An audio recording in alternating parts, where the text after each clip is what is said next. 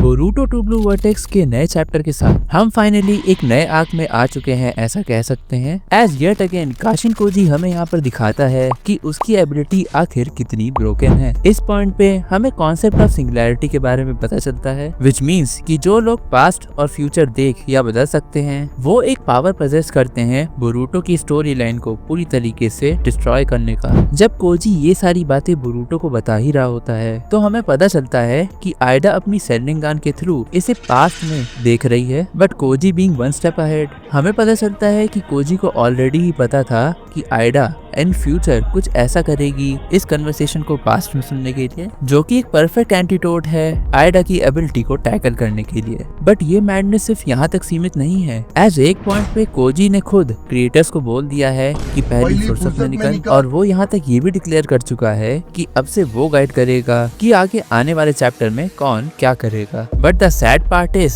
Even after having this beyond मांगा broken ability, Cozi ये declare कर चुका है कि अगर किसी तरह उनका कलेश कोजी से हो जाता है तो वो बिना सोचे समझे आंख बंद कर वहाँ से भाग जाए। मतलब यहाँ पर देख रहे हो किस तरह की हाइप बनाई जा रही है जूरा के against, even after knowing all the future outcomes. According to Koji अगर किसी की फाइट जूरा के अगेंस्ट होती है तो वो अपने आप को डेड समझ ले। हेलो एवरीबॉडी, मेरा नाम है नायरिस और आज हम बात करेंगे Boruto two blue vortex chapter 16 के एक्सप्लेनेशन के बारे में, जहाँ चैप्टर हमें एक नए आर्क के साथ स्टार्ट होता हुआ दिखाई देता है in the land of sand. Also chapter की पेसिंग हमें थोड़ी सी स्लो दिखाई देती है एज कम्पेयर टू प्रीवियस। जैसे कि मैंने बताया कि ये एक नया आर्क है तो हमें काफी सारी नई चीजें और लोगों के डिफरेंट फीलिंग्स के बारे में भी पता चलता है। चैप्टर के कवर पे अब की बार हमें आइडा देखने को मिलती है, जो कि I guess one of the coolest chapter cover है जो मैंने अभी तक इस सीरीज से देखा है। लाइक यहाँ पर देख के ऐसा लग रहा है कि आइडा पोस्ट कर रही है किसी मैगजीन शूट के लिए। इवन यहाँ पर फुटनोट का फॉन्ट भी बहुत ही ज्यादा सिमिलर लग रहा है मैगजीन के फॉन्ट से। फुटनोट में लिखा है कि love looks not with the mind but with the eyes, जो कि यहाँ पर रेफर कर रहा है आइडा की सेंडिंग गन वाली एबिलिटी को, जो अपनी आंखों से लोगों को चार्म करती है और लोग उसके सामने अपने दिमाग का इस्तेमाल नहीं कर पाते हैं। इवन शिकामारू भी हमें इस बात को आगे रिकॉल करते हुए दिखाई देता है। चैप्टर का नाम हमें यहाँ पर द सिंगुलैरिटी ऑफ फेट बताया जाता है, जो चीज आइडा को काफी ज्यादा फैसिनेट करती है आगे इस चैप्टर में, एज वो खुद एक सिंगुलैरिटी ऑफ फेट है और वो भी उतना ही बर्डन पजेस करती है जितना बोरूटो और कोजी अभी अपने कंधों पे लिए हुए हैं। चैप्टर की शुरुआत में कोजी बोरूटो को स्पेस टाइम निंजुत्सु के बारे में बताता है और वो बताता है कि कोई बंदा अगर इस एबिलिटी के साथ उड़ना स्टार्ट कर दे तो वो उसे बेसिकली एक ओत्सुकी मान सकते हैं। वेल, हम बोरूटो को अभी इस श्रेणी में कंसिडर नहीं कर सकते हैं एज उसका अभी इस एबिलिटी पे बहुत ज्यादा कंट्रोल नहीं है। बट आगे कोजी हमें बताता है कि आगे आने वाले 6 साल बाद बोरूटो अपने चाकरा को मेटल ऑब्जेक्ट्स में डाल इस स्पेस टाइम निंजुत्सु का एक इवॉल्व वर्जन तैयार करेगा, जो कि बहुत ज्यादा सिमिलर होगा फोर्थ होकागे के फ्लाइंग राइजिन से। एंड यस, इसी के साथ हमें रिवील होता है कि बोरूटो का फ्लाइंग राइजिन कम्प्लीटली ही डिफरेंट है मिनाटो के फ्लाइंग राइजिन से। कोजी बताता है कि मेटल एक बेस्ट मटेरियल है अपने चाकरा को किसी ऑब्जेक्ट में डालने के लिए, चाहे वो कोई स्वॉर्ड,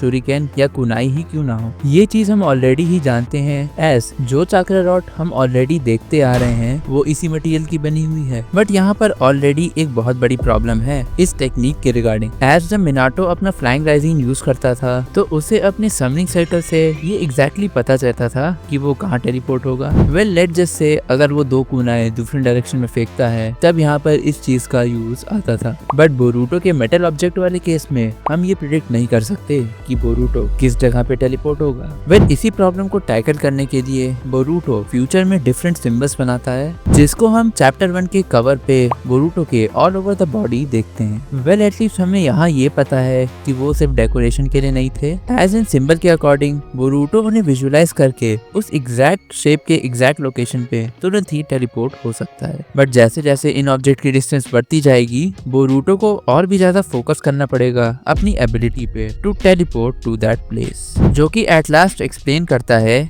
कि कि आखिर क्यों बोरूटो को चैप्टर 3 में इतना ज्यादा टाइम लगा था दूसरे डायमेंशन में टेलीपोर्ट होने में। बट कोजी यहाँ पर कहता है कि इवन दो बोरूटो को जो नॉलेज 6 साल बाद मिलनी चाहिए थी वो अभी मिल चुकी है, तब भी बोरूटो को हार्ड वर्क करना पड़ेगा इन एबिलिटीज को मास्टर करने में। एज वो कितना ही जीनियस पर्सन क्यों ना हो, बट उसे मिनाटो के एक्यूरेसी लेवल पे मास्टर करने के लिए बोरूटो को ट्रेनिंग तो हार्ड करनी पड़ेगी। आगे बोरूटो एक बहुत ही अच्छा सवाल पूछता है। वो कोजी से पूछता है कि वो बाकी लोगों को ये चीज क्यों नहीं बता सकते कि आगे उनके फ्यूचर में क्या होने वाला है, एज उससे वो लोग एटलीस्ट बुरे फ्यूचर को तो अवॉइड कर सकते हैं। इसको एक्सप्लेन करते हुए कोजी कहता है कि अगर लोगों को उनका सही और गलत फ्यूचर बता दिया जाए तो वो उस तरह से एक्ट नहीं करेंगे जैसे उन्हें करना चाहिए, और वो कहता है इसकी वजह से चीजें और भी कॉम्प्लेक्स हो जाएंगी। एज जैसे ही लोग फ्यूचर के साथ छेड़छाड़ करना शुरू करेंगे, कोजी के पास और भी ज्यादा आउटकम्स आ जाएंगे डील करने के लिए, जिससे उनकी प्रिडिक्शन धीमे धीमे और भी वीक होती चली जाएगी। कोजी यहाँ पर कहने की कोशिश कर रहा है कि जिन जिन लोगों को ये चीज पता है कि आगे फ्यूचर में क्या होने वाला है, वो अपने ऊपर एक बर्डन पजेस करता है, एंड अगर इन लोगों की क्वांटिटी बढ़ती चली गई तो उनके लिए ये मुश्किल होता चला जाएगा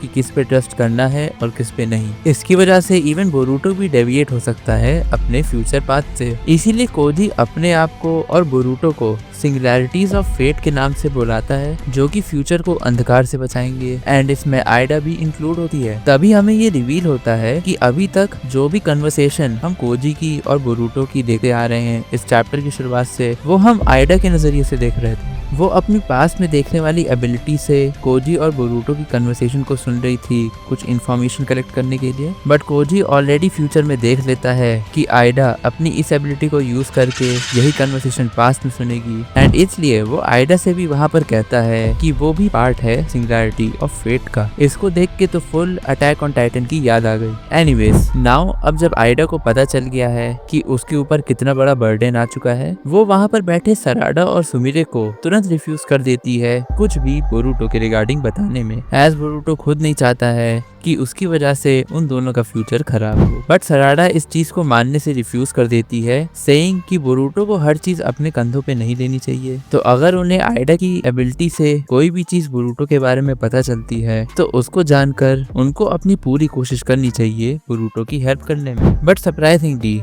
सुमिरे यहाँ पर बोरूटो की साइड लेते हुए सराडा को कन्फ्रंट करती है और बोलती है कि वो ऑलमोस्ट कुछ नहीं जानते हैं बोरूटो के बारे में, एंड शायद यही वो रीजन हो कि वो कोनोहा में फ्रीली रह पा रहे हैं। थिंक अबाउट इट, आइडा ही वो एक पर्सन है जो हर एक इंफॉर्मेशन जानती है जिसके लिए लीफ उसको कस्टडी में ले सकता है, बट वो ये 3 साल में करने में नाकाम रहे due to her godly ability. But यही इंफॉर्मेशन अगर सराडा और सुमिरे के पास होगी तो उनकी लाइफ और भी खतरे में आ जाएगी, उनके एनिमीज से एंड इवन लीफ से भी। दिस मीन्स कि बोरूटो के पास कुछ तो रीजन होगा कि वो उन्हें ये चीजें नहीं बता रहा है, और बोरूटो के पास में जाके उसकी मेमोरी से छेड़छाड़ करना ये वो तरीका नहीं है, जिसको सराडा यहाँ पर समझने की बिल्कुल भी कोशिश नहीं कर रही। Again it is very surprising कि सुमिरे कितनी अंडरस्टैंडिंग है बोरूटो को लेके, बट इतने पापड़ बेलने के बाद भी एट लास्ट बोरूटो ने तो उसे बैकग्राउंड में ही इग्नोर कर दिया।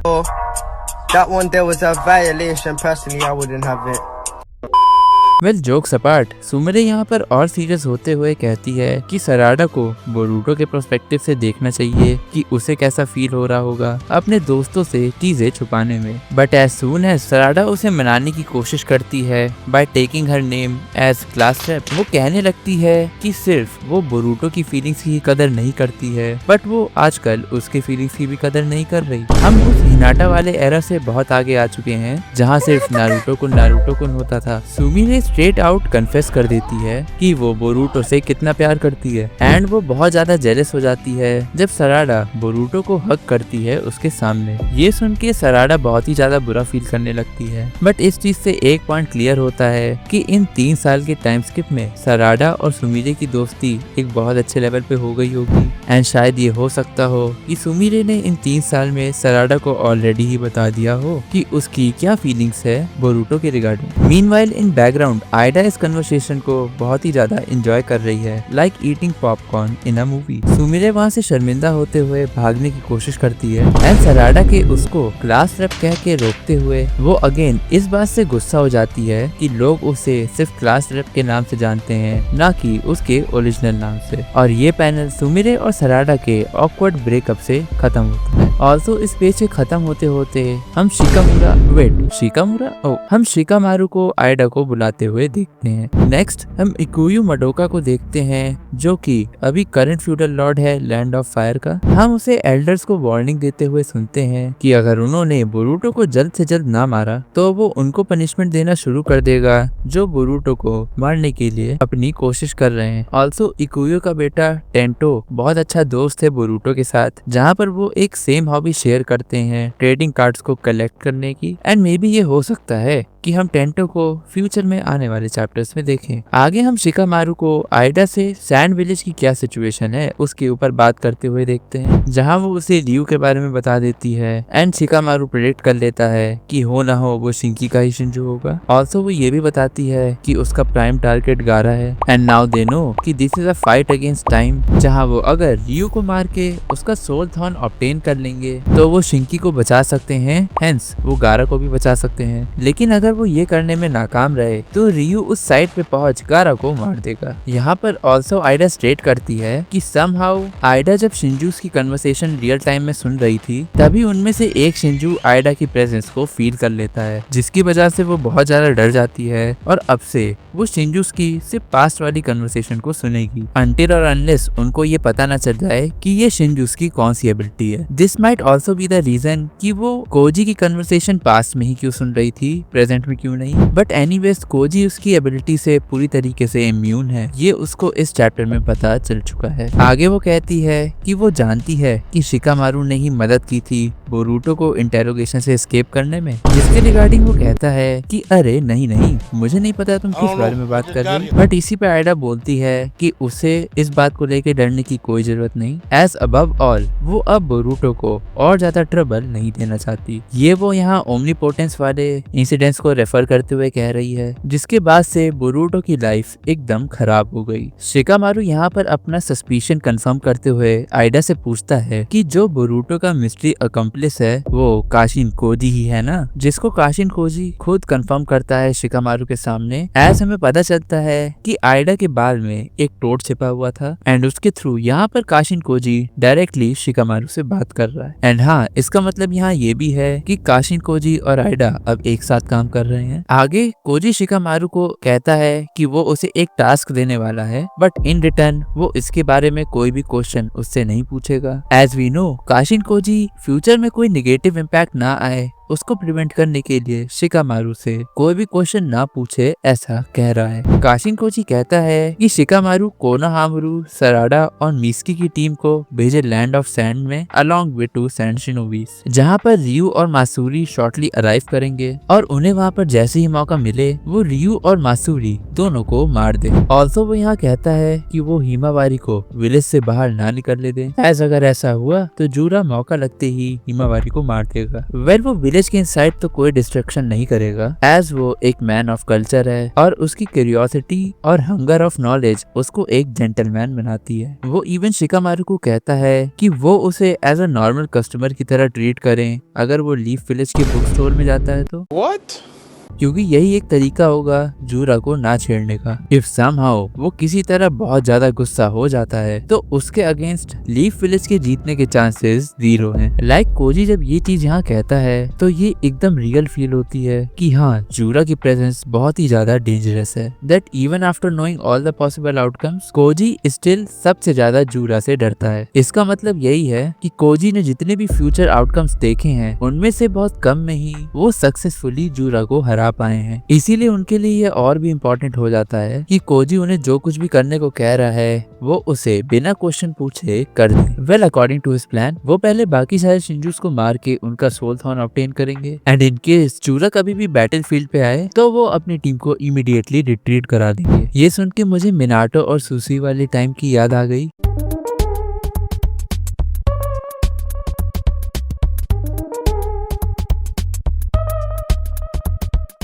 जहाँ दूसरे विलेज के लोग कुछ सिमिलर चीज ही बोलते थे। जब उन्हें पता चलता था कि मिनाटो और सुशी बैटलफील्ड पे आ गए हैं, उसके बाद काशिन कोजी कहता है कि ओके अब मैं चला, बट इससे पहले कि वो वहाँ से जाए वो शिकामारू को थैंक करता है कि उसने उसकी हेल्प की बोरूटो को इंटेरोगेशन से छुड़वाने में, जो कि यहाँ पर वो उसके हार्ट का डिसीजन था, ना कि विलेज के प्रेशर में आके कोई गलत डिसीजन। इवन दो जब उसके पास प्रूफ की कमी थी, वो कहता है कि वो उसे बिल्कुल भी मिसलीड नहीं करेगा एज उनके गोल्स एक ही जगह पे आके अलाइन करते हैं। नेक्स्ट हम टीम 7 को लैंड ऑफ सैंड में देखते हैं, जहाँ पर पहली बार सराडा ने हेडबैंड को वहाँ पहना है जहाँ उसे होना चाहिए, बट वो अभी भी जोन आउट है सुमिले की फीलिंग्स को समझने के बाद। आगे योडो और अराया भी उस सीन पे आ जाते हैं, जहाँ पर मैंने इन दोनों के बारे में अपनी पिछली वीडियो में एक्सप्लेन किया था, तो उसे जाके देख लो। एनीवेज हम वहाँ उन्हें जहाँ पर गारा सील हुआ था उसके काफी करीब देखते हैं, जहाँ पर मिस्की और कोनोहामारू डिस्कस कर रहे होते हैं कि ये लॉर्ड एर्थ का मिस्टीरियस सोर्स कौन है जिसने ये information the land of sand के रिगार्डिंग। यहाँ पर योडो भी सराडा के ड्रेसिंग चॉइस से